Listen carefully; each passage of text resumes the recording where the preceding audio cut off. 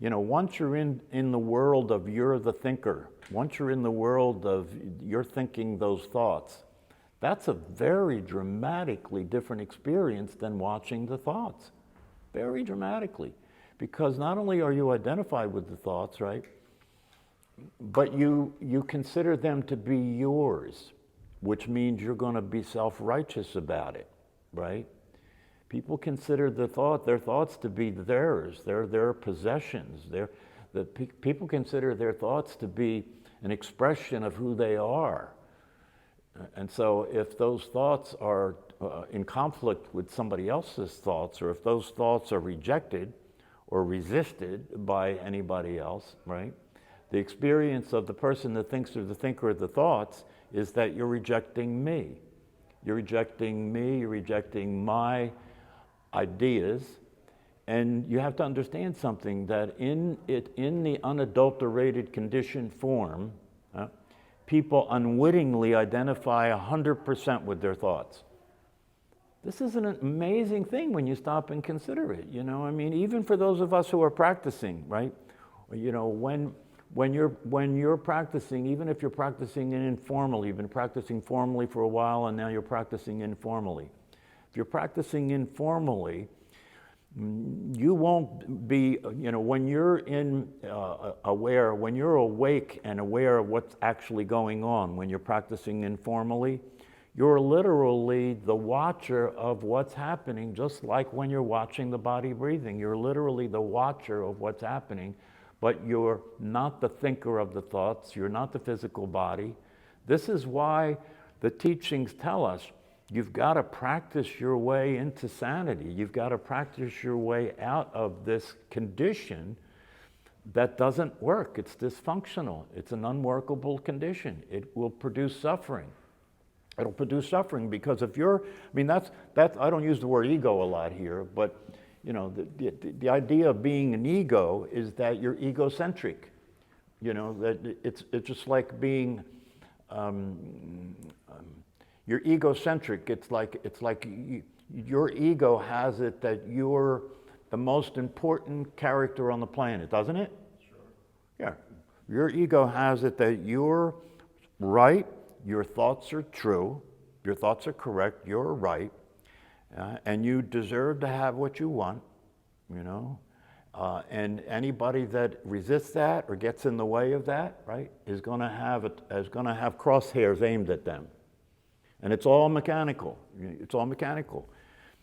And when you're in that identity, even if you're a practitioner, because look, you have to understand something here, that what are we talking about? What are the teachings here talking about? They're saying that there's a possibility that's a real possibility for getting free from the otherwise suffering that would occur in any human life for a person who is confused about their identity.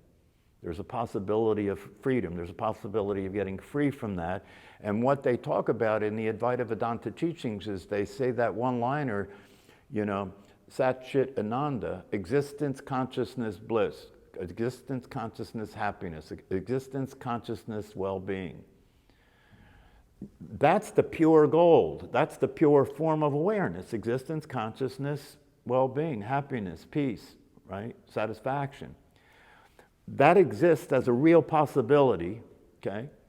And when you're practicing meditation, when you move your attention from the thought activity to watching the body breathing, you're going to have momentary glimpses of that possibility, because you're not in the thought world, even if it's only momentary contact with it, right? But if you stay with it, if you persist with it, if you accept that the truth is true, if you accept that the truth is true, it means you're accepting that this possibility for you as a human being is real. It's available to you.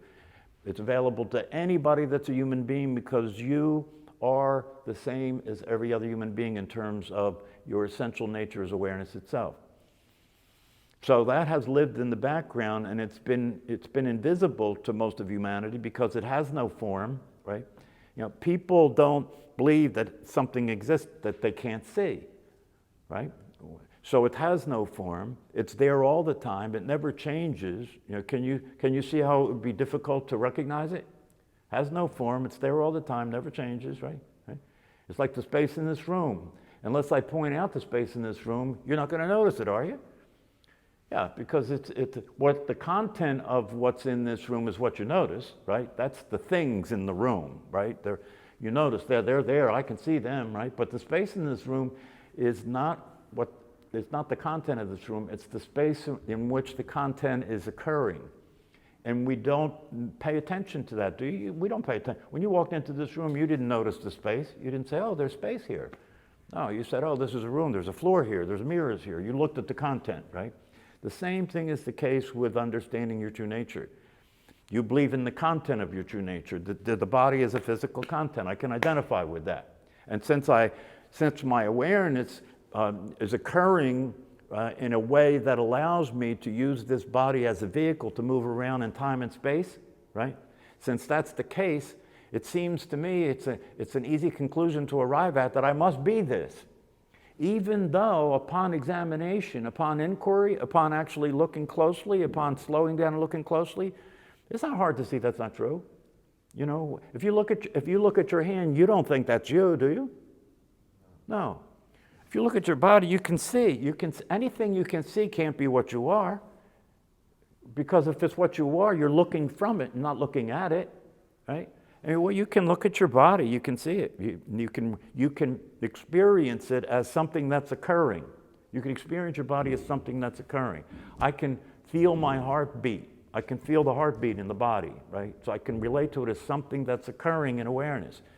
And since it occurs in such a way where it appears as though I'm looking through these eyes, right? Since it occurs in such a way where I'm looking through these eyes, then it seems to be, you know, a pretty obvious conclusion that I am this. Well, you know, even though you can see pretty easily that you're not that, because you can see that, there's still this experience of looking through the eyes, right? It's a location. So the awareness locates itself, okay? But I have often said here that if you slow down and allow yourself to really see what the actuality of it is, right? Although we're used to concluding that we're looking through these eyes, right? If I close my eyes and I start imagining, and I'm seeing things in my imagination, what eyes am I looking through then? If I go to sleep at night and I'm dreaming, and you know, when you're dreaming, you're in the dream world. Things are happening. You know, you're there. You see yourself in the dream, interacting with people, interacting with reality, right? But your eyes are closed and the body's asleep. So what's looking then? What's looking then? See, the evidence starts to add up that this idea that you have of being located behind your eyes is not actually the case. And I often said here, and the reason I say it here is because I've had this experience, and I know it's true, I know it's real, you know, that if you just allow yourself to be aware of your entire body, right? If you can be aware of your entire body, then your awareness must not be inside the body. You can be aware of the entire body, right? And if you can actually do that, if you can actually experience being aware of the entire body so that you have a direct experience of the truth that the awareness is not inside this body, right? If you actually have that experience, you can go from there and say, well, wait a minute, the body's in my awareness, right? Not only is the body in my awareness, the whole universe is in my awareness, isn't it? Yeah, the whole universe is in my awareness. And then if you go further and get more deeper into the teachings and practices, right, it starts to become evident that this business of the universe being in your awareness is still not the truest picture, still not the truest teaching, still not the absolute truth. The absolute truth is I can look and see that I'm aware of the entire universe, right, is occurring in awareness. The next step is the entire universe is awareness. It's not inside it, it is it, right? It's like the TV screen when you look at a flat screen TV, right? If you get up close and look at that screen, you'll see little color pixels, right? So what's true, the picture or the pixels? What's the truth? And that screen that the pixels are on and the pixels are occurring together, aren't they? Yeah, they're occurring together, just like this. Just like this is occurring together. The awareness and the content of it are occurring together. The awareness has taken the form of this and this, right? So now you're getting to the truth of the situation, and one of the things that's evident when you get to the truth of the situation is you're not there. This idea of you being a separate self, this idea of you, being a physical body or being separate from this is illusory. It's an appearance. It's not the case. It's not the case. Your body is a part of this, and what you are as awareness is a part of this, because this is awareness. If you're awareness and this is awareness, then you're this, right? Like that. Now, obviously, these things are radically different from our conditioning, right? Yeah, that's why. And if this is true, if these things are true, if it's true that the personality is an appearance that occurs in thinking, it appears in thinking, your personality appears nowhere else except for your thoughts, does it? Is anybody here experiencing their personality somewhere other than thinking? No, that's where it shows up. Yeah, that's where, if I ask you who you are, you tell me what you think. It's appearing and thinking all the time.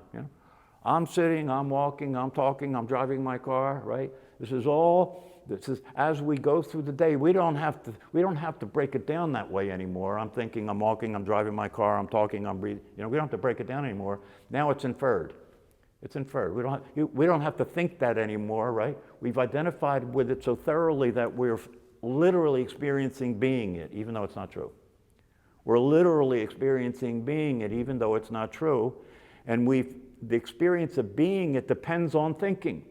It depends on thinking. If you don't have thinking to refer to, if you don't have your memory to use about your identity, it can't exist. That's why when we move attention a little bit at a time away from this thinking activity, we start to get an experience of this awareness that's there all the time. And that awareness that's there all the time is that which is silent, that which never moves, that which is fulfilled, right? It's fulfilled. It is not in time, right? It's not identified with anything, right? It's nothing and everything at the same time, okay? Oh, those are just words. Those are conceptual understandings, right? But there's an experience that's available here. That's the real possibility. There's an experience available here that will gradually reveal itself to you if you move away from your constant preoccupation with thinking all the time and being involved in that identity. So this experience in its purest form would be Sat Chit Ananda, would be existence, consciousness, bliss.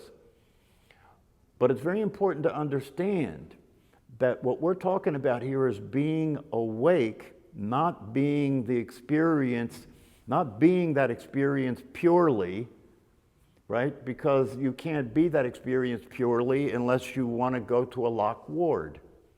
You can't be that experience purely. You got to keep playing this game, don't we? Have to keep playing this game, right? We wouldn't know what else to do, right? But play this game, right? So it's not what this is about. And this is an important thing to understand, because a lot of people think that enlightenment, right? Enlightenment, some of you have had glimpses of this thing called enlightenment, right? Where everything, all of a sudden, without any explanation, everything seems to be perfect. There doesn't seem to be any problems.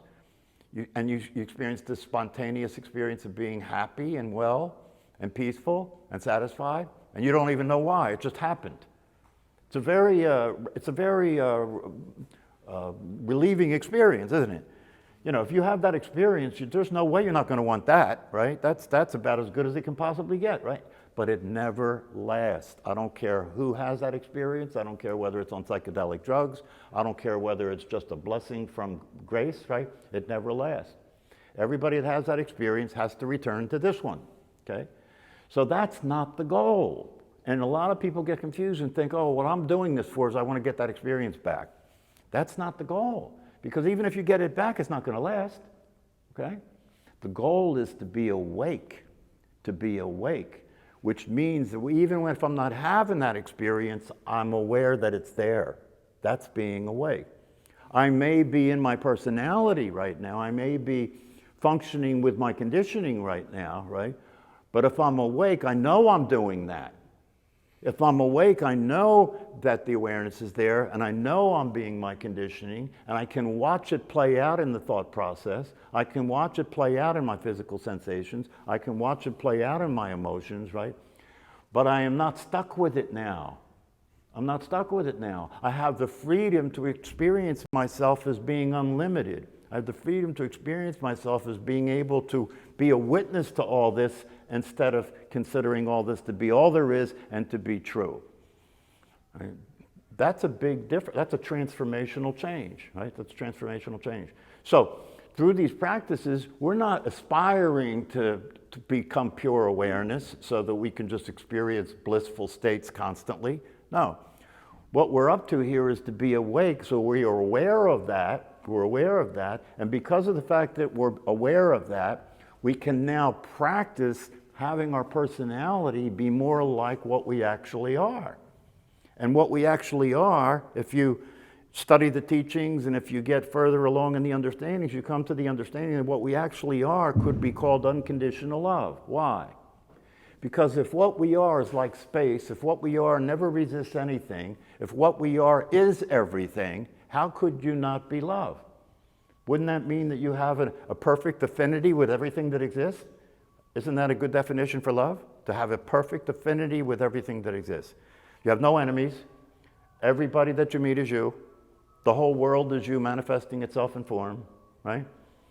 So that's like unconditional love. So once we make contact with that, and once we are awake, so we're aware when we're in the form of the personality, and we're aware when we're in the form of the personality, we're behaving poorly, right? We're not acting like love. We're not acting like unconditional love. We're acting like we're threatened. We're acting like we're self-righteous. We're acting like we're control freak. We're acting like we're chasing after pleasure and avoiding pain, you know? We're clinging and aversion. That's the activity of the mind, clinging and aversion, right? But now if you're awake, you can see it instead of be it. If you're awake, you can see it, and because you can see it and you realize that that's what causes suffering, right? Yeah? So now you stop being involved with it, you stop believing in it, you start participating in it, you withdraw your attention from it, you lose interest in being something that doesn't work. You just naturally lose interest in not wanting to continue to behave poorly. You naturally lose interest in not wanting to behave as if you're right all the time. You lose interest in not wanting to behave as if everybody's a threat to you, right? And gradually, a little bit at a time, you start to have the personality reflect the truth, start to have the personality reflect your true nature. So this is a process. After formal meditation, you're practicing the mechanics of waking up, right? You're practicing the mechanics of waking up a little bit at a time, right? A little bit at a time, right? But gradually it starts to become more and more evident and obvious, and you start to be awake in your everyday life, and you start to see what's really going on. You start to see things as they actually are. And when that's the case, right, it doesn't mean that you will be this pure consciousness that is experiencing the absolute state of happiness, peace, and well-being. No. But now you have access to it. Now you have access to it. Now you can practice in your everyday life to pay attention in such a way that when you start going crazy again, right, you catch it. You don't go all the way. You don't go all the way. You don't say that stupid shit that you've been saying to people around you that causes all the trouble. You're aware that it's playing, right? But you're not identified with it anymore. You know if I follow that, it's going to cause suffering. If I follow that, it's going to cause conflict with other people. If I follow that, it's going to cause me to experience frustration and being unhappy and being lonely, you know, and feeling out of control, you know, and ending up having to go to psychotherapy to try and get fixed, right? So that's why I say if you practice meditation and you're doing it earnestly and sincerely and you're following the practice, the technique as it's meant to be done, and you do it consistently, right? You're in the psychotherapeutic process. You're in the most powerful psychotherapeutic process, because in this process, we're not going to fix your personality. We're going to abandon it. We're not going to fix it. We're going to have you wake up and realize you're not that, and you don't have to be that. You can use that to express something that does work. You can use the form you're in to express the formless. You can use the form you're in to express love. You can use the form you're in to express what does work. But that's a practice. It's a practice, and you've got to practice it as consistently as possible from the moment you wake up and open your eyes to the moment you close your eyes and go to sleep. And during the day, to practice formal meditation as much and as often as possible. And your motivation for that is natural. Your motivation for that is, why wouldn't anybody want to practice that if you really, really understood what's available? Why wouldn't anybody want to not be happy? Why wouldn't anybody not want to feel the freedom that this offers? Why wouldn't anybody want to get out of the misunderstanding into your physical body? Because as my teacher says, once you believe your physical body, right, you've taken on board a lot of suffering, because this physical thing is going to get old and die. This is a time body. So if you identify with this, you're bound to suffer, because this gets sick, it has pain, right? It's in a time situation, it's going to fall apart. Right? It's going to get sick and die. Like the Buddha said, old age, sickness, and death is what comes with this body. But the truth is, you're not this body. And if you practice consistently over time, even if the practice is such that you still identify with the body, but you know you're identifying with the body. You understand? If you're identifying with the body and you know you're identifying with the body, there's a freedom there.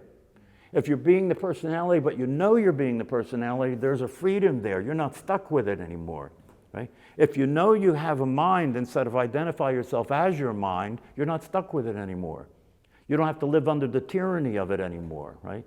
What I mean by live under the tyranny of it is that if the mind has it that you're something that you're not, and that's something that it has that you are isn't real, and if you identify with that, you will behave in a way that's unrealistic and will cause suffering, right? So the goal isn't to become that pure experience of Sat Chit Ananda, not while the body's around anyway. When the body goes, yeah, then you can become that pure thing, because you don't have to be in the world anymore. But as long as you have to be in the world, right, as long as you have this body, you might as well enjoy the trip while you're here, you know? You might as well enjoy the trip while you're here. You might as well get the most out of the experience of being in a human body and being alive, and practice being awake and seeing things as they actually are. If you practice that, you know, it doesn't mean that there won't be times when you get lost in the sauce. There will be times when you get lost in the sauce. I don't know, I can't speak for anybody else. I mean, I think I can speak for my teacher in terms of that there are times when he goes south. I think I can, and I know myself that I am not pure consciousness. I'm still dealing with this personality. There are still times when it comes up and it takes over, right? But I know it's not me. I know it's not me, so I don't identify with it. I don't take it as the stand I am. I don't take it as the position I'm in. I don't take it as something that I should speak from. No, I'm very careful about it, because I know if I take myself to be that, I'm going to get in trouble. You know that. I mean, you know, because we're all in the same boat here. We're all in the same predicament here. We've all been conditioned to believe we're a body and a personality, right? So I don't have to tell you how well that works. By now you should know that doesn't work very well. Not just for you and I, but if you look at the news, the whole world is suffering. The whole world is crazy, right? The whole world is functioning as a personality and a physical body, threatened by everybody else, right? And when you add nuclear weapons to the situation, it gets dangerous, right? Because people fall into being threatened, and they will do anything they can, you know, to survive, even if it means killing everybody. That's the world we're living in right now. We have the potential. I was watching the Oppenheimer thing, right? Oh, yeah. That poor son of a bitch had to live with that, right? Had to live with that, right? But he doesn't really have to live with that. You know, I heard something about Oppenheimer. I heard that he actually studied the Bhagavad Gita, which is the Advaita Vedanta teachings that says you have nothing to do with it. It's predetermined. You have no choice. You have to do what you do, right? He studied that, so I think that he got the relief that would make available.